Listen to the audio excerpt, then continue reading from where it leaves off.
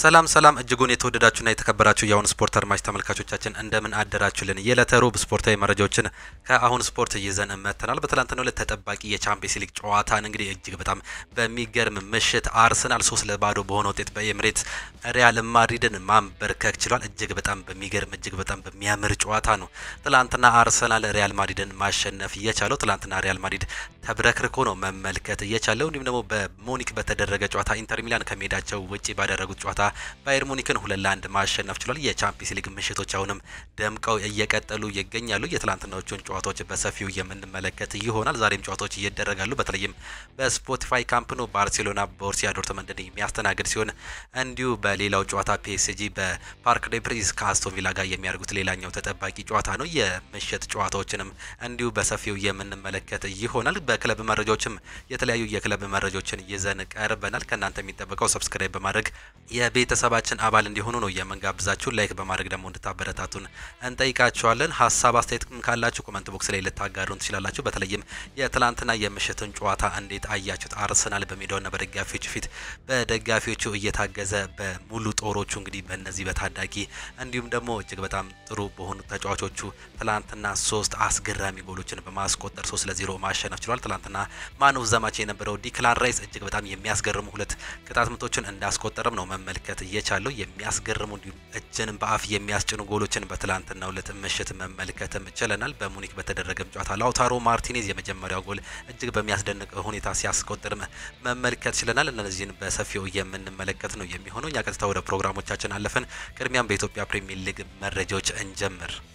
በኢትዮጵያ ፕሪሚየር ሊግ 24ኛ ሳምንት መርሃ ግብር ሀዲያ ሆሳዕና ከድሬዳዋ ከተማ ጋር ያደረጉትን ጨዋታ 1-1 በሆነ አቻ ውጤት አጠናቋል። የሀዲያ ሆሳዕናን ግብ ተመስገን ብርሃኑ ሲያስቆጥር ለድሬዳዋ ከነማ የአቻነቷን ግብ አቤል አሰበ ነው ማስቆጠር የቻለው። ሀዲያ ሆሳዕና በ34 ነጥብ 5ኛ ደረጃ ላይ የተቀመጠ ሲሆን ድሬዳዋ ከነማ በ26 ነጥብ 16ኛ ደረጃ ላይ መቀመጥም ችሏል። ቀጣይ መርሃ ግብርን ስንመለከት ሀዲያ ሆሳዕና ከመቀሌን ሰባን እንደርታ እሁድ ሲጫወቱ፣ ረቡዕ ደግሞ ድሬዳዋ ከነማ ከኢትዮ ኤሌክትሪክ ጋር የሚጫወቱ ይሆናል። ምሽት 12 ሰዓት ላይ የተደረገ ጨዋታ ነበር። መቻል ድል ማድረግ ችሏል። በትላንትናው ዕለት በኢትዮጵያ ፕሪሚየር ሊግ 24ኛ ሳምንት መርሃ ግብር መቻል ከመቀሌን ሰባን እንደርታ ጋር ያደረጉትን ጨዋታ 1-0 በሆነ ጠባብ ውጤት አሸንፏል። የመቻልን የማሸነፊያ ግብ ብቸኛውን ጎል ሽመልስ በቀለ በትላንትናው ዕለት አስቆጥሯል። መቻል ከ9 ጨዋታዎች በኋላ ነው ማሸነፍ የቻለው። የሊግ የደረጃ ሰንጠረዡን ስንመለከት መቻል በ32 ነጥብ 8ኛ ደረጃ ላይ የተቀመጠ ሲሆን በ25 ነጥብ መቀሌን ሰባን እንደርታ 14ኛ ደረጃ ላይ መቀመጥ ችሏል። ቀጣይ መርሃ ግብራቸው ሀዲያ ሆሳዕና ከመቀሌን ሰባን እንደርታ እሁድ፣ እንዲሁ በተመሳሳይ ደግሞ ማክሰኞ ዕለት መቻል ከአርባ ምንጭ ጋር የሚጫወቱም ነው የሚሆኑት።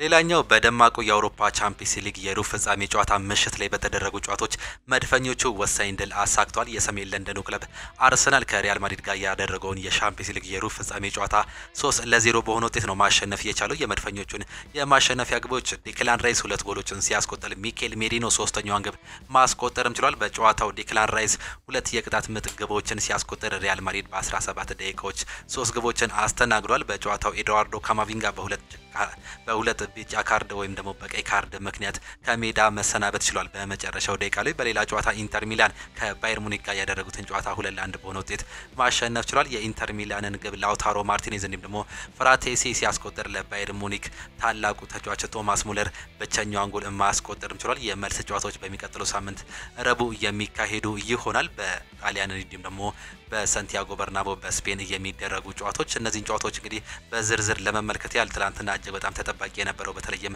በእንግሊዝ የሚደረገው በፍላይ ኤምሬት የአርሰናልና የሪያል ማድሪድ ጨዋታ ነበር። በዚህም ሪያል ማድሪዶች ያልተጠበቀ ሽንፈትን ነው ማስተናገድ የቻሉት። 3-0 በሆነ ሰፊ ውጤት ነው ትላንትና እየተሸነፉ። ትላንትና ከአሰላለፉ ስንጀምር ባለሜዳው አርሰናል ዴቪድ ራያን በግብ ጠባቂነት ቦታ ያሰለፈ ሲሆን ጁሊያን ቲምበር፣ ዊሊያም ሳሊባ፣ ጃኮብ ኪቪየር እንዲሁም ደግሞ ሉዊስ ስኬሊን በተከላካይነት ቦታ ላይ ማርቲን ኦዴጋርድ፣ ቶማስ ፓርቴ እንዲሁም ደግሞ ዲክላን ራይስ በአማካይነት ቦታ ላይ እንዲሁም ደግሞ በጉዳት ምክንያት በርካታ ጊዜን ያመለጠው ቡካዮ ሳካ፣ ሚኬል ሜሪኖ እንዲሁም ደግሞ ጋብሪኤል ማርቲኔሊ በአጥቂ ቦታ ላይ የተሰለፉ ተጫዋቾች ነበሩ። እንግዳው ክለብ ሪያል ማድሪድ ደግሞ ቲቦት ኮርቷን በበረኝነት ቦታ ላይ የያዘ ሲሆን ዴቪድ አላባ፣ አንቶኒዮ ሮዲገር፣ ራውል አሶንሲዮ እንዲሁም ደግሞ ፌዴ ቫልቬርዴ በተከላካይ ቦታ ላይ ማሰለፍ ችሎ ነበር። ትላንትና ዴቪድ አላባ ግራ ክንፍ የተከላካይ ስፍራ ላይ ነበር መሰለፍ የቻለው። ከዛ በኋላ ጁድ ቤሊንጋም፣ ኤድዋርዶ ካማቪንጋ፣ ሉካ ሞድሪች እንዲሁም ደግሞ ሮድሪጎ በአማካይ ቦታ ላይ ቪኒሺየስ እና ኪሊያን ኤምባፔን ደግሞ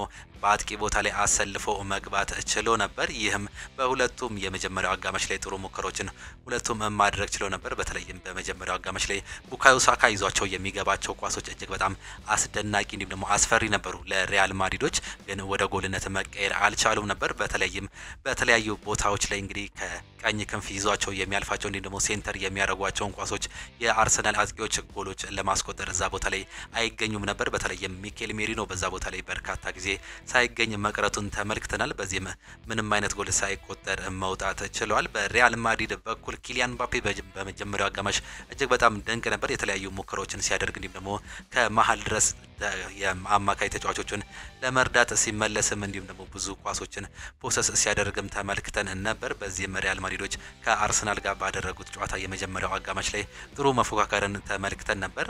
በዚህም 0-0 ማጠናቀቅ ችሎ ነበር።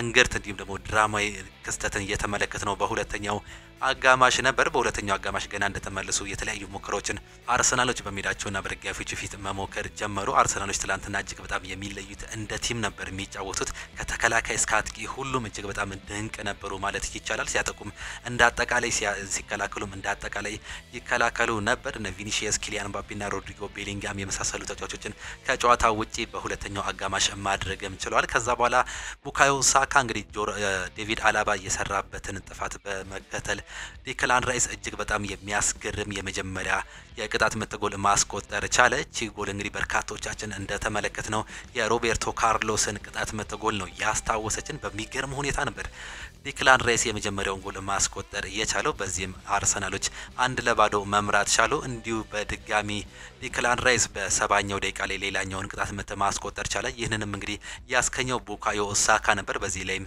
ሌላኛው ተጫዋች ፋውል በመስራቱ ምክንያት በተገኘው አጋጣሚ ዲክላን ራይስ እንደገና የሚገርም ሁለተኛ የቅጣት ምት ጎል ማስቆጠርም ቻለ። በአንድ ጨዋታ ሁለት የሚገርሙ ሁለት ቅጣት ምቶችን በማስቆጠር ዲክላን ራይስ በትላንትናው ዕለት ማን ኦፍ ዘ ማች መሆኑም ችሎ ነበር። ከዛ በኋላ በ75ኛው ደቂቃ ላይ በመልሶ ማጥቃት የተገኘችውን ኳስ ሉዊስ ስኬሊ ለሚኬል ሜሪኖ አሲስት በማድረግ ሚኬል ሜሪኖም እጅግ በጣም በሚያስገርም ሁኔታ ጨዋታውን ወይም ደግሞ ጎሉን በመቀየር እንግዲህ 3-0 መምራት ቻሉ። ከዛ በኋላ ምንም አይነት ለውጦችን ማድረግ አልቻሉም። ተጫዋቾችን መቀየር ችሎ ነበር አሰልጣኝ ካርሎ አንቸሎቲ ወደ ጨዋታው ሪትም ውስጥ ለመግባት እነ ብራሂም ዲያዝን እነ ሉካስ ቫስከስን የመሳሰሉ ተጫዋቾችን እነ ጋርሺያን የመሳሰሉ ተጫዋቾችን ማስገባት ችሎ ነበር። ነገር ግን ለውጥ ማምጣት አልቻሉም። ጨዋታው በዛው ነው መጠናቀቅ የቻለው። በ90+4 ላይ ኤድዋርዶ ካማቪንጋ እንግዲህ በሁለተኛ ቢጫ ካርድ ምክንያት በቀይ ካርድ ከሜዳ መውጣትም ችሏል። በ68ኛው ደቂቃ ላይ ፋውል በመስራት የመጀመሪያ ቢጫ ካርዱን ተመልክቶ ነበር። በዚህም ቀጣዩ ጨዋታ እንደሚያመልጠው እርግጠኛ ሆኖ ነበር። ከዛ በኋላ በ90+4 ላይ በስጭቱን በመግለጽ ኳሱን በመምታቱ ምክንያት እንግዲህ በሁለተኛ ቢጫ ካርድ ምክንያት ከሜዳ መወገድም ችሏል። ትላንትና ሌሎቹን እንግዲህ አንዳንድ ስታቲክሶችን ለመመልከት ያክል 12 ሙከራዎችን ነው ትላንትና አርሰናሎች በሜዳቸውና በደጋፊዎች ፊት ማድረግ የቻሉት። እጅግ በጣም የሚያስገርመው 12 መሞከራቸው ሳይሆን 11ዱ ኦን ታርጌት ወይም ደግሞ ኢላማቸውን እየጠበቁ ነበሩ። ምን ያህል ፕሪሳይስ እንደነበሩ ነው በትላንትናው ዕለት መመልከት የቻለው። በጣም በሚገርም ሁኔታ የተደራጀን አጫወት ነው በአርሰናል በኩል መመልከት የቻለው። አርሰናሎች ትላንትና ከተከላካይ እስከ አጥቂ እስከ በረኛ ድረስ ያሉ ተጫዋቾች እንደ ቡድን ሲጫወቱም ነበር። ሌላኛው 12ኛው ተጫዋች የሚባለው ደጋፊዎችም ቲሙን ለማነሳሳት ስቴዲየሙን ሞቅ አድርጎት ሲያግለው ነበር። አንፊልድ እስኪመስል ድረስ ነው እንግዲህ በርካታ ጊዜ የምናውቀው አንፊልድ ነው በእንደዚህ አይነት ሙቀትና በእንደዚህ አይነት ድጋፍ የምንመለከተው። ትላንትና ግን የፍላይ ኤምሬትስ ደጋፊዎች እጅግ በጣም የሚገርሙም ነበሩ። አርሰናሎችም እንዲሁ እንደ ቲም እጅግ በጣም የሚገርሙ ነበሩ። አሰልጣኝ ሚኬል አርቴታ ታክቲካቸውን ተግባራዊ በማድረግ እንግዲህ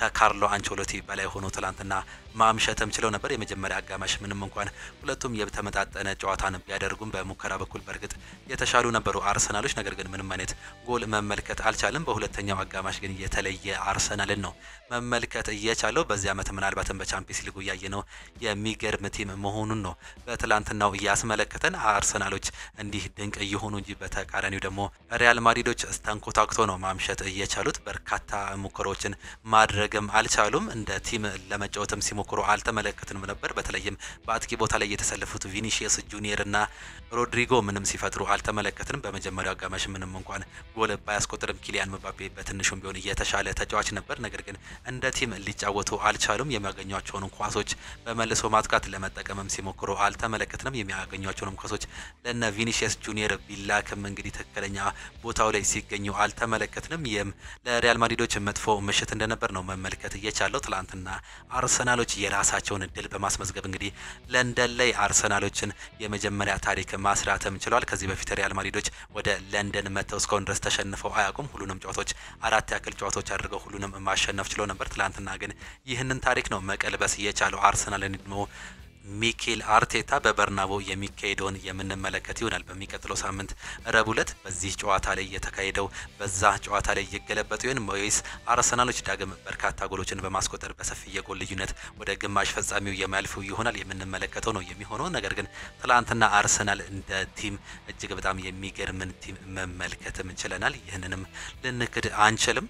በጨዋታው ምናልባትም እንግዲህ ቡካዮ ሳካ መጠነኛ ጉዳት በማጋጠሙ ምክንያት ተቀይሮ መውጣትም ችሏል። ዲክላን ራይስም ትንሽ ጉዳት ያጋጠመው ይመስል ነበር። ነገር ግን ጨዋታው ከተጠናቀቀ በኋላ በስትክክል ሲራመድ ነው መመልከት እየቻለው። ይህንንም ሪስክ ቴክ ላለማድረግ ይመስላል አሰልጣኝ ሚኬል አርቴታ በኬራን ቴርኒ ቀይረው ማስገባትም እየቻሉት። ትላንትና እነዚህ ሁለቱ ተጫዋቾች ተቀይረው መውጣት ችሎ ነበር። የሚኬል አርቴታ ስታቲክ ትላንትና መስራትም ችሏል። ቡካዮ ሳካ ምናልባት የቀጣዩ ጨዋታ ያመልጠው ወይስ ይኖራል የሚለው እስካሁን አልታወቀም። ነገር ግን ከባድ ጉዳት እንዳልሆነ ነው መረጃዎች እየወጡ የሚገኙት። ከጨዋታው በኋላ እንግዲህ የተለያዩ ሀሳቦች ወጥተውም ነበር። ሉካስ ቫስከስ ከጨዋታው በኋላ ተናግሯል። የ3-0 ሽንፈትን መቀልበስ የሚችል ቡድን አለ፣ እሱም ሪያል ማድሪድ ነው። በሳንቲያጎ በርናቦ የምን ደግሞ ይሆናል ያኔ ጠብቁን ሲል ነው መናገር እየቻለው። ዲክላን ራይስ በአውሮፓ ሻምፒየንስ ሊግ ታሪክ በጥሎ ማለፍ ጨዋታ በአንድ ጨዋታ 2 ቅጣት ምቶችን ማስቆጠር እየቻለ የመጀመሪያው ጨዋታ ተጫዋችም መሆን ችሏል። ኪሊያን ምባፔ ደግሞ ቤሊንጋም የራይስ ቅጣት ምት ጎል ሲመታ እጅግ በጣም የሚገርም ወይም የሚያስደንቅም ፊት መመልከት ሲለን ነበር። ከነሱ ላይ የሚያስገርም ያልጠበቁትን ሁኔታ ነው መመልከት እየቻለው። ቪኒሲየስ ጁኒየር ትላንትና በጁሊያን ቲምበር ስር ነው ተደብቆ ማምሸትም እየቻለው። ጨዋታው እንደከበደውም ያስታውቅ ነበር። በበርናቦ ምን እንደሚከሰት የምናየው ይሆናል። ነገር ግን በትላንትናው ጨዋታ ላይ ተሸንፈው መውጣታቸውን ነው መመልከት እየቻለው። ሳንቲያጎ በርናቦ ላይ አዲስ ታሪክ ይፈጠር ይሆን? ቻምፒየንስ ሊግ ዳግምም የሚያስገርም ጨዋታዎችን ያስመለከተን ይሆን ወይስ በዚህቹ አርሰናል ወደ ግማሽ ፍጻሜ የሚያልፍ ይሆን የምንመለከተው ይሆናል። በእርግጥ አሰልጣኝ ካርሎ አንቸሎቲ ከጨዋታው በፊት ጨዋታው በዚህ አይጠናቀቅም፣ ገና 90 ደቂቃዎች በበርናቦ ይቀሩናል፣ እዚህ ብንሸነፍም እዛ እንገለብጣለን ሲሉ ከጨዋታው በፊት ተናግረው ነበር። ይህም ትንበያ ምናልባት ይህንን ጨዋታ በአይምሮ ደረጃ ተሸንፈው እንደወጡ የሚገልጽ ሊሆን ይችላል። ነገር ግን ከጨዋታው በፊት በፕሬስ ኮንፈረንስ ይህ ጨዋታ ወሳኝ ጨዋታ አይደለም ሲሉ ነበር መናገር እየቻሉት። ሌላኛው ጨዋታ በሙኒክ የተደረገው በአሊያንዝ አሬና የባየር ሙኒክና የኢንተር ሚላን ጨዋታ ነበር። በዚህም ኢንተር ሚላን ከሜዳቸው ውጪ እንደገና አሸንፈዋል። ኢንተር ሚላኖች 2-1 በሆነ ውጤት ነው በትላንትናው ዕለት ማሸነፍ እየቻሉት። በ38ኛው ደቂቃ ላይ በተገኘ የመልሶ ማጥቃት ማርከስ ቱራም እጅግ በጣም በሚገርም አሲስት ያቀበለውን ኳስ ላውታሮ ማርቲኔዝ እጅግ በጣም በሚያስገርም ሁኔታ የመጀመሪያውን ጎል ማስቆጠር ቻለ። በርካቶች እንግዲህ ይህንን ጎል ሲያደንቁትም ተመልክተናል። ከዛ በኋላ አቻ ማድረግ ችሎ ነበር ተቀይሮ የገባው ቶማስ ሙለር ከሌማር የተሻገረለትን ኳስ በ85ኛው ደቂቃ ላይ በማስቆጠር ነገር ግን ከ3 ደቂቃዎች በኋላ ዴቪድ ፍራቴሲ በ88ኛው ደቂቃ ላይ እንግዲህ ለኢንተር ሚላኖች ጎል በማስቆጠር 2-1 ማሸነፍም ችለዋል። በዚህም የቪንሴንት ኮምፓኒዮ ባየር ሙኒክ በሜዳቸውና በደጋፊዎች ፊት 2-1 መሸነፍም ችሏል። ምንም እንኳን የጨዋታ የበላይነት ነበራቸው በሜዳቸውና በደጋፊዎች ፊት 59% ቦል ፖሰስ ማድረግም ችሎ ነበር። 20 ሙከራዎችን ነው ማድረግ የቻሉት፣ 7 ኦን ታርጌትም ማድረግ ችሎ ነበር። አንድ ጎል ብቻ ነው ማስቆጠር የቻሉት። በተቃራኒው ኢንተር ሚላኖች 41% ቦል ፖሰስ ማድረግ ችሎ ነበር። 10 ሙከራዎችን እያደረጉ ሲሆን 4ቱ ወደ ጎልነት ለመቀየር እየተቃረቡ ወይም ደግሞ ኦን ታርጌቶች ነበሩ። ነገር ግን ምንም እንኳን ትላንትና ባየር ሙኒክ በሜዳቸውና በደጋፊዎች ፊት ቢጫወትም 2-1 በሆነ ውጤት መሸነፍ ችሏል። ሃሪ ኬን እጅግ በጣም የሚያስገርም አንድ ሙከራ አግኝቶ ነበር። በተለይም ይህንን ኳስ ይዞት የመጣው ማይክል ኦሊሴ በሚያስገርም ሁኔታ እንግዲህ ጨርሶ ነበር ሃሪኬን ማቀበል የቻለው። የሃሪኬን ሙከራ ግን ኦፍ ዘ ፖስት ነበረች፣ አንግል ገጭተውበት መውጣትም ችላለች። ቀጣይ ጨዋታ በጣሊያን የሚደረገው ከባዱን ጨዋታ የምንመለከት ይሆናል። ኢንተር ሚላን በሜዳቸውና በደጋፊዎች ፊት ነው ይህን ጨዋታ የሚያደርጉት። በዚህም እንግዲህ ባየር ሙኒኮች ከባድ ጨዋታን ከሜዳቸው ውጪ የሚያደርጉም ይሆናል። የመጀመሪያ ጨዋታ በሜዳቸው መሸነፋቸውን ተከትሎ እንግዲህ ቀጣይ ጨዋታቸው እንደሚከብድባቸው ነው ካሁኑ ግልጽ የሆነው። በጨዋታው ላይ 4 ቢጫ ካርዶችን በኢንተር ሚላን በኩል ተመልክተዋል። ሄኔሪክ ሚክታሪያን፣ ላውታሮ ማርቲኔዝ፣ ፍራቴሲ እንዲሁም ደግሞ ዛሎውስኪ ቢጫ ካርድ የተመለከቱ ተጫዋቾች ናቸው። ኪሚንጄ ብቸኛውን ቢጫ ካርድ የተመለከተ የባየር ሙኒክ ተጫዋች ነው። በቀጣይ እንግዲህ ሮብ ዕለት የሚካሄደው ይሆናል የነዚህ የመልስ ጨዋታዎች። ትላንትና ግን የተደረጉ አስገራሚ ምሽቶችን በቻምፒየንስ ሊግ የሩብ ፍጻሜ ጨዋታዎች ተመልክተናል። ዛሬም በአውሮፓ ቻምፒየንስ ሊጉ የሚጠበቁ ጨዋታዎች አሉ። በተለይም እንግዲህ ባርሴሎና ከቦርሲያ ዶርትመንድ እንዲሁም ደግሞ ፒኤስጂ ከአስቶን ቪላ የሚያደርጉት ሁለት ጨዋታዎች በዛሬው ምሽት 4 ሰዓት ላይ የሚደረጉ ይሆናል። የመጀመሪያው የባርሴሎናና የቦርሲያ ዶርትመንድ ጨዋታ ነው። በስፖቲፋይ ካምፕ ኑ ምሽት 4 ሰዓት ላይ የሚጀምር የሩብ ፍጻሜ ጨዋታ ነው። እነዚህ ሁለቱ ክለቦች ዛሬ የሚገናኙ ይሆናል። አሰልጣኝ ሃንሲ ፊሊክ በዚህ ዓመት እንግዲህ አስደማሚውን ባርሴሎናን እያስመለከቱን ነው የሚገኙት። የላሊጋውን መሪ እንደሆኑ ይታወቃሉ። በአውሮፓ ቻምፒየንስ ሊጉም ጥሩ አካሄድ ላይ ነው የሚገኙት። የዛሬውንም ጨዋታ አሸንፈው ለማለፍ የሚያደርጉትን ጥረት ነው የምንመለከተው። ባርሴሎናዎች እንግዲህ ቦርሲያ ዶርትመንዶችን ለማሸነፍ እንደሚገቡ አሰልጣኙ እየተናገሩ ይገኛሉ። ኒኮ ኮቫች ባርሴሎናን ለማሸነፍ እንገባለን፣ እስከዛሬ ድረስ አሸነፈናቸው አናቅም፣ የዛሬ ግን የመጀመሪያችን ይሆናል ሲሉ ነው መናገር እየቻሉት። እነዚህ ሁለቱ ክለቦች ከዚህ በፊት 6 ጊዜ የተገናኙ ሲሆን 4ቱን ባርሴሎና አሸንፈው 2ቱን ደግሞ አቻ መለየት ችሏል። በዚህ ዓመት በምድብ ጨዋታ ላይ ተገናኝተው ነበር። በዛም እንግዲህ ባርሴሎና ከሜዳቸው ውጪ በጀርመን በተደረገ ጨዋታ አሸንፈው መመለስ ችለው ነበር። በዛኛው ጨዋታ ላይ 5ቱንም ጎሎች የተመለከትነው በሁለተኛው አጋማሽ ነበር። በ52ኛው ደቂቃ ላይ ራፊኒ አስቆጥሮ 1-0 መምራት ቢችሉም ሄርሱ ጉራሴ ባስቆጥሮ በ60ኛው የፔናልቲ ጎል አቻ መሆን ችሎ ነበር። ከዛ በኋላ ተቀይሮ የገባው ፌራን ቶሬስ 2 ጎሎችን ማስቆጠር ችሏል። በ71ኛው ደቂቃ ላይ ተቀይሮ ገብቶ ከዛ በ75ኛውና በ85ኛው ደቂቃ ላይ ባስቆጠሯቸው 2 ጎሎች አሸንፈው መውጣት ችሎ ነበር። ሄርሱ ጉራሴ ሌላኛውን ጎል በ78ኛው ደቂቃ ላይ ማስቆጠር ችሎ ነበር። እንዲሁ ይህ ተጫዋች እንግዲህ የመጀመሪያ ጎል ምንም ጎል ባልተቆጠረበት ሳለ ላይ በ50ኛው ደቂቃ ላይ ጎል አስቆጥሮ ነበር። ነገር ግን ዳኛው ከጨዋታ ውጪ በማለት መሻሩን ነው መመልከት የቻለው። በዛ ጨዋታ ላይ እንግዲህ ተሸንፈው መውጣት ችለው ነበር። በዛ ጨዋታ ላይ እንዲሁ ራፊኒያ በጉዳት ምክንያት ተቀይሮ የወጣበት ፓው ኩባርሲ ደግሞ ፔናልቲ ያሰጠበት ጨዋታ እንደነበር ነው መመልከት የቻለው። ነገር ግን 3ቱን ነጥብ ባርሴሎና ከሜዳቸው ውጪ ቦርሲያ ዶርትመንድ ሜዳ ድረስ ጀርመን ድረስ ሄዶ አሸንፈው ነበር መምጣት የቻሉት። ዛሬ ግን የጨዋታ የደርሶ መልስ ወይም ደግሞ የሩብ ፍጻሜ ጨዋታ ነው። ይህም ከባድ ሊያደርገው ይችላል። በእርግጥ የመጀመሪያውም ጨዋታ በመደብ የተጫወቱበት ጨዋታ ላይ እጅግ በጣም ፉክክር የበዛበት ጨዋታ ነበር። እጅግ በጣም ማራኪ ጨዋታ አስመልክቶ ነበር። ምንም እንኳን ቦርሲያ ዶርትመንድ በዚህ ዓመት በቡንደስሊጋው እጅግ በጣም የወረደ አቋም ቢያሳዩም በቻምፒየንስ ሊጉ ጥሩ እንቅስቃሴ ላይ ይገኛሉ። ከባርሴሎና ጋር የሚያደርጉት ጨዋታ ጥሩ ነበር። በእርግጥ ባርሴሎና በዛ ሰሞን ላይ እጅግ እየተንኮታኮተ ወይም ደግሞ የወረደ አቋም ይዞ ነበር። ነገር ግን በአሁን ሰዓት ላይ ተከታታይ 9ኛ ድሉን ማስመዝገቡን ያለፈው ሳምንት ላይ ተመልክተን ነበር። ያለፈው ሳምንት በእርግጥ በአቻ ውጤት ነው ከሪያል ቤቲስ ጋር ማጠናቀቅ እየቻለው። ነገር ግን ተከታታይ 9 ጨዋታዎችን ማሸነፍ ችሎ ነበር። ከዛ በኋላ ነው አቻ መውጣት የቻለው። ዛሬ ደግሞ ከቦርሲያ ዶርትመንድ ጋር በሜዳቸውና በደጋፊዎች ፊት የሚያደርጉት ጨዋታ ይጠበቃል። የመጨረሻ 5 ተከታታይ የእርስ በርስ ግንኙነታቸውን ስንመለከት ካለፉት 5 ጨዋታዎች ባርሴሎና 3ቱን ያሸነፈ ሲሆን 2ቱን አቻ መውጣት ችሏል። ካለፉት 5 ጨዋታዎች እንግዲህ 2 ተከታታዮቹን ጨዋታ ማሸነፍ ችሏል። በ2019 በኖቬምበር በዚሁ በቻምፒየንስ ሊግ ተገናኝተው ነበር በዚሁ በካምፕ ኑ ስቴዲየም በስፖቲፋይ ካምፕ ኑ ስቴዲየም። ነገር ግን ያኔም ባርሴሎና ነው ማሸነፍ የቻለው። በዛ ሰዓት ላይ እንግዲህ እነ ሊዮኔል ሜሲ ሉዊስ ሱዋሬዝ እንዲሁም ደግሞ አንቷን ግሪዝማን ነበር ጎሎችን ማስቆጠር የቻለው። ብቸኛውን ጎል በአሁን ሰዓት ላይ ቼልሲ የሚገኘው ጀደን ሳንቾ ነበር ለቦርሲያ ዶርትመንድ ማስቆጠር የቻለው። ያኔ ጋላክቲኮ የነበሩት እና ሊዮኔል ሜሲ፣ ሉዊስ ሱዋሬዝ በዛ ጨዋታ ላይ ገነው መውጣታቸው ነው መመልከት የቻለው። ሉዊስ ሱዋሬዝ በዛ ጨዋታ ላይ ጎል አስቆጥሮ እንዲሁም ደግሞ በዳኛው የተሻረበትን አጋጣሚ ነበር መመልከት የቻለው። በዛ ጊዜ እንግዲህ ኦስማን ዴምቤሌ ከቦርሲያ ዶርትመንድ ወደ ባርሴሎና በማግናት እንግዲህ የቀድሞ ቲሙን ገጥሞ ነበር። ነገር ግን ጉዳት ምክንያት ተቀይሮ መውጣቱን በዛ ጨዋታ ላይ እናስታውሳለን። ይህ ተጫዋች በአሁኑ ሰዓት ላይ በፒኤስጂ ቤት ይገኛል። ጥሩ አቋሙን እያሳየ ዛሬ እነዚህ ሁለቱ ክለቦች የሚገናኙ ነው የሚሆኑት። የመጨረሻ የራሳቸውን ጨዋታቸውን ስንመለከት ባርሴሎና ካለፉት 5 ጨዋታዎች በ3ቱ አሸንፎ በአንዱ አቻ ወጥቶ በአንዱ ተሸንፏል። የተሸነፈበትም ጨዋታ በኮፓ ዴላሬ ነበር። በዛ ጨዋታ እንግዲህ የቆየ ጨዋታ ነው። በሊጋቸው ግን ምንም አይነት ሽንፈት አላስተናግዱም። ያለፉትን ተከታታይ 9 ጨዋታዎች ቦርሲያ ዶርትመንዶችን ስንመለከት ካለፉት 5 ጨዋታዎች ጨዋታዎች ሶስቱን ሲያሸንፉ በሁለቱ እንደተሸነፉ ነው የተመለከትነው። ሁለቱንም ሽንፈት በጀርመን ቡንደስሊጋ የቀመሱት ነው። ነገር ግን በአውሮፓ ቻምፒየንስ ሊግ ጥሩ እንቅስቃሴ ላይ ነው የሚገኙት። በዚህ ጨዋታ ላይ የማይገኙም ተጫዋቾች አሉ። በባርሴሎና በኩል ኢንጎ ማርቲኔዝ፣ ዳኒ ኦልሞ፣ ማርክ ካሳዶን ወይም ደግሞ ማርክ በርናል በጉዳት ምክንያት እንደማይገኙ አሰልጣኝ ሃንሲ ፊሊክ አረጋግጧል። ኒኮ ኮቫች እንደተናገሩት ከሆነ ፓስካል ግሮ በሁለት ቢጫ ካርድ ምክንያት የዛሬው ጨዋታ የሚያመልጠው ይሆናል። ነገር ግን ሌሎቹ ተጫዋቾች እየበቁ ሲሆን እነ ማርክ ሳቢትነር፣ ኒኮላስ ሱሌ፣ ቤንሲባኒ፣ ኒኮ ሽሎትረርክ እንዲሁም ደግሞ ኮል ካምቤል በዛሬው ጨዋታ ላይ እንደማይገኙ አሰልጣኝ ኒኮ ኮቫች አሳውቋል። ኒኮ ኮቫች እንግዲህ ከመጡ ገና 2 ወራት ነው ማስቆጠር እየቻሉት። የዛሬው ጨዋታ ከባድ ሊሆንባቸው ይችላል ከአሰልጣኝ ሃንሲ ፊሊክ ጋር የሚያደርጉት ጨዋታ። ይህንንም ምሽት 4 ሰዓት ላይ የምንመለከት ይሆናል። ሌላኛው ፒኤስጂ ከአስቶን ቪላ ጋር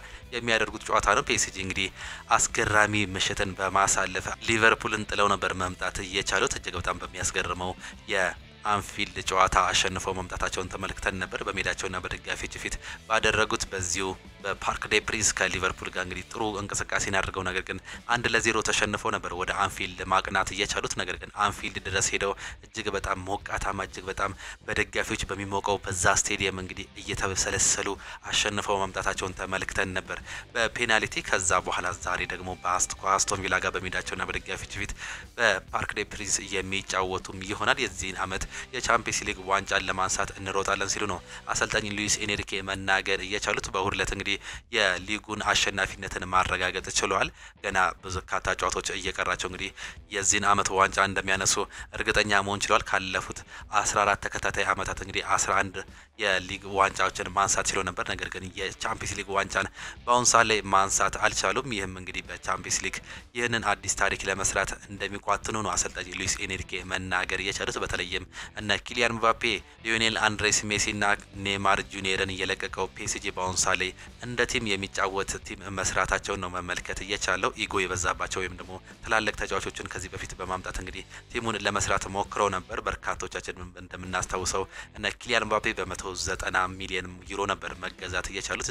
እነ ኔይማር ጁኒየር ደግሞ በ220 እስካሁን ድረስ ያልተነካ ይህ ሪከርድ እንዳላቸው ይታወቃል። ነገር ግን በዚህ ቲም ውስጥ አሁን ሰዓት ላይ አይገኙም። ቻምፒየንስ ሊግንም ማምጣት አልቻሉም። ሊዮኔል አንድሬስ ሜሲንም ጭምር ከባርሴሎና ገዝተው ነበር። ነገር ግን ምንም ሊሳካላቸው አልቻለም። በዚህ ዓመት ግን የሰሩት ቲም እጅግ በጣም የሚገርም ነው። እንደ ቲም የሚጫወት ክለብ መስራታቸውን ለአሰልጣኝ ሉዊስ ኤንሪኬ እያስመለከቱን ይገኛሉ። በዚህ ዓመት እጅግ በጣም ድንቅ የነበረውን ሊቨርፑልም ጥለው ማለፍም ችለዋል። በተለይም ከመጣላቸውም በላይ እንግዲህ ሁለቱንም ጨዋታ ማለትም ደርሶ መልሱን በፓርክ ዴ ፕሪንስም እንዲሁም ደግሞ በአንፊልድ በተደረገው ጨዋታ ላይ ሙሉ የጨዋታ የበላይነት ነበራቸው እኒሁ ፒኤስጂዎች። ይህንንም ተከትሎ እንግዲህ በዚህ ዓመት እጅግ በጣም አስደናቂ ጊዜን እያሳለፉም ይገኛሉ። ኦስማን ዴምቤሌን የያዘው የቲም እንግዲህ እጅግ በጣም አስገራሚ ጊዜን እያሳለፈ ይገኛል። ዛሬ ደግሞ ከኡናይ ኤምሪው አስቶን ቪላ ጋር ነው የሚጫወተው። ይህም ጨዋታ የሚጠበቅ ይሆናል። እነዚህ ሁለቱ ክለቦች ለመጀመሪያ ጊዜ ነው በታሪካቸው የሚገናኙት። ማን ያሸንፋል የምንመለከት ይሆናል። ምሽት 4 ሰዓት ላይ በፓርክ ዴ ፕሪንስ በሚደረገው ጨዋታ ሁለት የማይገኙ ተጫዋቾች አሉ። በሁለቱም በኩል ማርኪኒዮስ በሁለት ቢጫ ካርድ ምክንያት የማይገኝ ሲሆን ሊ በጉዳት ምክንያት በፒኤስጂ በኩል የማይገኝ ሌላኛው ተጫዋች ነው። በአሰልጣኝ ኡናይ ኤምሪ በአስቶን ቪላ በኩል ደግሞ ሮዝ ባርክሌ እንዲሁም ደግሞ ሊዮን ቤሊ በጉዳት ምክንያት የማይገኙ መሆናቸውን አሰልጣኝ ኡናይ ኤምሪ ማረጋገጥ ችሏል። የመጨረሻ ጨዋታቸውን ስንመለከት ሁለቱም ያለፉትን 5 ጨዋታዎች ተከታታይ ማሸነፍ ችሏል። በተለይም በዚህ ሰዓት ላይ አሰልጣኝ ኡናይ ኤምሪ ያለፉትን ጨዋታዎች በጥሩ እንቅስቃሴ ማሳለፍ ችሎ ነበር። ምንም እንኳን ከዚህ በፊት አቋማቸው እየዋዠቀ ቢገኝም ተከታታይ 5 ጨዋታዎችን ግን በአሁን ሰዓት ላይ እንዳሸነፉ ነው የሚያስመለክተን። አሰልጣኝ ሉዊስ ኤንሪኬ በአሁን ሰዓት ላይ እንግዲህ የሊግ ዋን ሻምፒዮን መሆናቸውን ካረጋገጡ በኋላ ተጫዋቾቻቸውን እያሳረፉ ይገኙ ነበር። ያለፈውም ጨዋታ ላይ በርካታ ተጫዋቾቻቸውን አሳርፈው ነው መምጣት እየቻሉት። ይህንን የቻምፒየንስ ሊግ ዋንጫ ለማሳካትም ነው በአሁን ሰዓት ላይ እቅዳችን ሲሉ መናገር ችሏል። በዚህ ዓመት ፒኤስጂ በታሪኩ የመጀመሪያ ቻምፒየንስ ሊጉን ማሳካት አለብን፣ ለዚህም ቆርጠን ተነስተናል፣ ይህንን ዋንጫ እናሳካለን ሲሉ መናገርም ችሏል። ይህንን ነገር ያሳኩ ይሁን የዛሬን ጨዋታ ያልፉ ይሁን የዚህን የሩብ ፍጻሜ ምድብ ያልፉ ይሁን የምንመለከት ይሆናል። ዛሬ ሁለት ጨዋታዎች ይደረጋሉ። ባርሴሎና ከሪያል ማድሪድ እንዲሁም ፒኤስጂ ከአስቶን ቪላ። ግምታችሁን ኮሜንት ቦክስ ላይ አስቀምጡልን። ብሩኖ ፈርናንዴዝ የወሩ ምርጥ ተጫዋች ተባለ። የእንግሊዝ ፕሪሚየር ሊግ ፕሮፌሽናል እግር ኳስ ተጫዋቾች ማህበር የወር መጋቢት የደጋፊዎች የወሩ ምርጥ ተጫዋቾች ይፋ ተደርጓል። ይህንንም ተከትሎ ፖርቹጋላዊ የማንቸስተር ዩናይትድ የመሃል ሜዳ ተጫዋች ብሩኖ ፈርናንዴዝ የደጋፊዎቹ የወሩ ምርጥ ተጫዋች በመባል ነው በአብላጫ ድምጽ ማሸነፍ የቻለው። ብሩኖ ፈርናንዴዝ በመጋቢት ወር የማንቸስተር ዩናይትድ የወሩ ምርጥ ተጫዋች፣ የፕሪሚየር ሊጉ የወሩ ምርጥ ተጫዋችነት እንዲሁም ደግሞ የፒኤፍኤ ወይም ደግሞ የደጋፊዎች የወሩ ምርጥ ተጫዋችነትን ሽልማቶችን በአንዴ ማሸነፍም ችሏል። በማርከስ ራሽፎርድ ተወካዮች እንዲሁም ደግሞ በፒኤስጂ ስፖርቲንግ ዳይሬክተር አማካሪ ሉዊስ መካከል በቅርቡ ውይይቶች ተደርገው ነበር። የፈረንሳዩ ክለብ ተጫዋቹን በክረምት የዝውውር መስኮት የማስፈረም ፍላጎት እንዳለውም ተናግሯል። ተጫዋቹ በአሁኑ ሰዓት ላይ እየተጫወተበት የሚገኘው አስቶን ቪላ በበኩሉ በተጫዋቹ ዙሪያ ያለው የወደፊት እጣ ፈንታ እስካሁን አልታወቀም። ዘገባው የሊኪፕ ጋዜጣ ነው። የሜን ጸሐፊ የሆነው ስቴቨን ራስልተን ከዚህ በፊት ተናገር ያለው ሊያም ዴላፕ ዩናይትድ በዚህ ክረምት ሊያነጣጥርበት የሚገባው አጥቂ አይደለም። ግሩም የውድድር ዓመት አሳልፏል። እናም በጥቂት ዓመታት ውስጥ ከፍ ያለ ደረጃ ላይ የሚደርስ ተጫዋች ሊሆን ይችላል። ነገር ግን ማንቸስተር ዩናይትድ ልምድ ያለው ሁለገብ አጥቂም ነው የሚያስፈልገው ሲል ሀሳቡን ገልጿል። እንደገና የዝውውር ስህተት መድገም የለባቸውም። የ22 ዓመት ወጣት ተጫዋች በዩናይትድ የመጀመሪያ ምርጫ አጥቂ ይሆናል ብሎ መጠበቅ ሞኝነት ነው። ልክ እንደ ራስመስ ሆይሉንድ ተመልክቶ የተረጋገጠ ጎል አስቆጣሪ ያስፈልገዋል። ልክ እንደ ኦሲሜን አይነት ተጫዋች እሱ ላይ ኢላማ ማድረግ አለባቸው ሲል ነው የሜኑ ጋዜጣ እየተናገረው። ማንቸስተር ዩናይትድ እንዲሁም ደግሞ ደጋፊዎቹ በዩሮፓ ሊግ ጨዋታዎች ወቅት ዋንጫውን ምን ያህል የማሸነፍ ፍላጎት እንዳላቸው ማየት ይቻላል። ስለዚህም ያንን ኃይል በመጠቀም ዋንጫዎችን ለማሸነፍ ከፍተኛ ጥረት ማድረግ ይጠበቅብናል። ሁልጊዜም ቢሆን በዚህ ክለብ ውስጥ ስትጫወት ጫና ይኖራል። ምክንያቱም የውድድር ዓመቱ ሲጀምር ሁሉም ሰው የሚጠበቀው ለሁሉም ዋንጫዎች እንደምትፋለም ነው። ዩሮፓ ሊጉን ማሸነፍ ከቻለን በቀጣዩ የውድድር ዓመት በሻምፒየንስ ሊጉ መሳተፍ እንችላለን። ይህንንም ለማድረግ እንፈልጋለን ሲል ፖርቹጋላዊ ተጫዋች ዲያጎ ዳሎ ተናግሯል። ዩናይትድ ለተጫዋቹ ጠበቃም አድርጓል። የካሜሮናዊው የማንቸስተር ዩናይትድ ግብ ጠባቂ አንድሬ ኦናና ባለቤት ከሰሞኑ በማንቸስተር ጎዳና ስትዘዋወር የዝርፊያ ጥቃት ደርሶባት እንደነበር ተገልጿል። ይህንን ተከትሎ ማንቸስተር ዩናይትድ በክለቡ በደህንነት ጠባቂዎች አማካኝነት ለአንድሬ ኦናና ቤተሰቡ ለ24 ሰዓታት የቆየ ጥበቃ እንዲደረግለት ማስቻሉም ተዘግቧል። ከዝርፊያ በኋላ አሁን ላይ የአንድሬ ኦናና ባለቤትን ጨምሮ ሙሉ ቤተሰቡ አባላት መረጋጋት መሳናታቸውን እንዲሁም ደግሞ መደበኛ ህይወታችን መቀጠላቸውን ተሰምቷል። ዘገባው የሚል ስፖርት ነው። ጆኒ ኢቫንስ እንዲሁም ደግሞ ቶሚ ሂተን በውድድር ዓመቱ መጨረሻ ከእግር ኳስ ዓለም በይፋ እንደሚገለሉ የሚጠበቅ ሲሆን በቀጣይም በማንቸስተር ዩናይትድ የአካዳሚ ቡድንን በአሰልጣኝነት ሊያገለግሉ እንደሚችል የዘገበው ሜል ስፖርት ነው። ማንቸስተር ዩናይትድ የማቲያስ ኩኛ ወኪል ጋር በመጪዎቹ ቀናት ሊወያይ ይችላል። ዩናይትድ ተጫዋቹን ለማዛወር በቁም ነገር እያሰቡም ይገኛሉ ሲሆን ጃኮብስ ቤን አስነብቧል። የማንቸስተር ዩናይትድ ደጋፊዎች በፈረንሳይ ጥብቅ ቁጥጥር እየተደረገባቸውም ይገኛል። በሊዮን የሚገኙ የአካባቢው ባለስልጣናት የማንቸስተር ዩናይትድ ደጋፊዎችን ወደ መሀል ከተማ እንዳይገቡ ወስኗል። ይህንም ውሳኔ መወሰን ለአካባቢው ባለስልጣናትም የማይቻል በመሆኑ በሐሙሱ ጨዋታ የሩበን አሞሪምን ቡድን ለመደገፍ የሚመጡ ደጋፊዎች ብዙ ተጨማሪ ችግሮች ሊፈጥሩ እንደሚችሉ ዴሊ ሜል አስነብቧል። የማንቸስተር ዩናይትድ ደጋፊዎች በመሀል ከተማ ለጨዋታው ትኬቶች የሚወስዱበት ሁለት ቦታዎችን አዘጋጅተው ነበር። ነገር ግን የከተማው ባለስልጣናት በአንድ ቦታ ብቻ እንዲሆን በማድረግ የባስ ብሎ መሸጫውን ከስቴዲየሙ 10 ኪሎ ሜትር ርቀት ላይ እንዳደረገ ነው የተነበበው። ይህን ትኬት ከገዙ በኋላ ልዩ በሆነ ቁጥጥር እንዲሁም ደግሞ ልዩ በሆነ የአውቶቡስ ተሳፍረው ወደ ስቴዲየም እንደሚሄዱ ዘገባው አያይዞም አብስሯል። በዚህ ደረጃ ማንቸስተር ዩናይትድ ደጋፊዎችን በዚህ ሜዳ ውስጥ ከሜዳ ውጪ በሚደረገው በዚህ ጨዋታ ላይ ጫና እንዳይደርስባቸው እየተቻላቸውን ሁሉ ሊያደርጉ እንደቆዩ ነው የዴሊ ሜል ዘገባ የሚያስነብበው።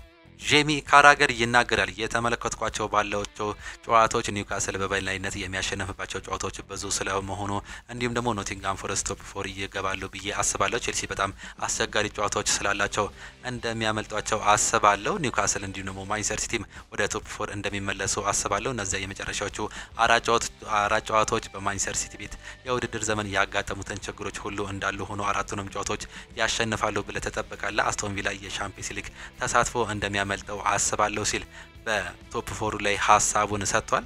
የሲቲ የወሩ ምርጥ ተጫዋችም ታውቋል። በአሰልጣኝ ፔፕ ጋርዲዮላ የሚመሩት ማንቸስተር ሲቲዎች የወራ መጋቢት የወሩ ምርጥ ተጫዋቾች ይፋ ተደርጓል። በዚህ መሰረት ግብጻዊ የፊት መስመር ተጫዋች ኦማር ማርሙሽ የማንቸስተር ሲቲ የወሩ ምርጥ ተጫዋች በመባል መመረጥም ችሏል። ኦማር ማርሙሽ የመጀመሪያውን የማንቸስተር ሲቲ የወሩ ምርጥ ሽልማትን ነው ያሸነፈው። የቀድሞ የቼልሲ ተጫዋች ጆን ኦቢ ሚኬል፣ ኬቪን ዲብሩና እንግሊዝ ፕሪሚየር ሊግን በእይታ እጅግ እየተሻለ አድርገውታል። ያያ ቱሬ፣ ፈርናንዲኒዮ ወደ ነበሩበት ቡድን መምጣት እንዲሁም ደግሞ ባሳየው መንገድ መጫወት ሲጀመር ጨዋታዎች በጨዋታ እነዚያን አሲስቶች መፍጠር ጎሎችን ማስቆጠር የጀመረ ተጫዋች ከነሱ እጅግ በጣም ከ10 ዓመታት በኋላ ድንቅ ነበር። ይህንንም የማንቸስተር ስኬት ትልቅ አካል ያደርገዋል። ይህ ብቻ ነው ያለሱ ማንቸስተር ሲቲ ይቸገራል። የሲቲ ደጋፊዎች አይደለሁም፣ ነገር ግን እንደዚህ አይነት ሌጀንድ ከፕሪሚየር ሊግ ሲወጣ ማየት ያሳዝናል። ሲቲ ሲጫወት ባየው ቁጥር እሱ ሁልጊዜ በማየቴ ደስተኛ ነኝ። ኬቪን ደብሩይነ 2 ወይም ደግሞ 3 የምንጊዜም የፕሪሚየር ሊግ አማካኞች ውስጥ በእርግጠኝነት እሱ አንዱ ይሆናል። ያለ መሸነፍ ጉዞ ዋንጫዎችን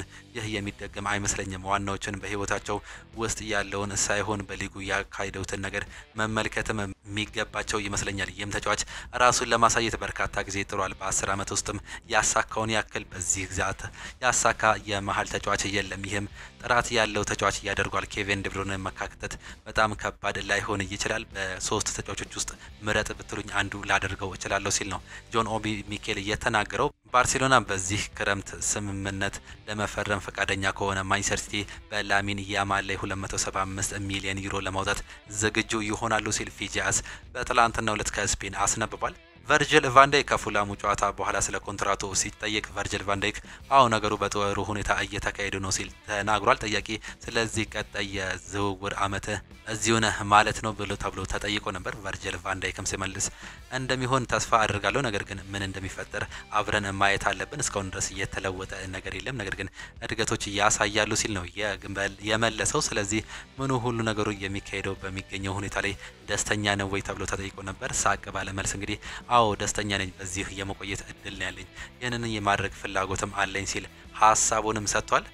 የቀድሞ የሊቨርፑል አይረሴ አሰልጣኝ የርገን ክሎፕ ሊቨርፑል ከክሪስታል ፓላስ ጋር የሚያደርጉትን የመጨረሻ ጨዋታ ሊገኙም ይችላሉ። አሰልጣኝ አርኔ ስሎት ጨዋታው ላይ እንዲገኙ ግብዣ እንዳደረገለት ፒተርስ ጄምስ በትላንትናው ዕለት አስነብቧል።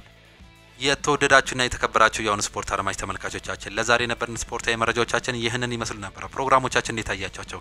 ሀሳብ አስተያየታችሁን ኮሜንት ቦክስ ላይ ልታጋሩን ትችላላችሁ። በተለይም በትላንትናው ጨዋታዎች ላይ ሀሳባችሁን ልትሰጡን ትችላላችሁ። እጅግ በጣም የሚገርም ምሽትን ተመልክተን ነበር። በአውሮፓ ቻምፒየንስ ሊግ አርሰናል ድል እንዳደረገ እንዲሁም ደግሞ የሚያስገርሙ ጎሎችን በተመለከትንበት በትላንትናው ምሽት እናንተስ ሀሳብ አስተያየታችሁን ኮሜንት ቦክስ ላይ ልታጋሩን ትችላላችሁ። የአርሰናል ብቃት እንዴት ነበር? የሪያል ማድሪድ መውደቅንስ እንዴት ትመለከቱታላችሁ? ሀሳብ አስተያየታችሁን ኮሜንት ቦክስ ላይ አጋሩልን። እኛ በከሰዓት ፕሮግራም እስከምንገናኝ ድረስ ቻው ቻው፣ መልካም ጊዜ፣ መልካሙ ሊሆንላችሁ።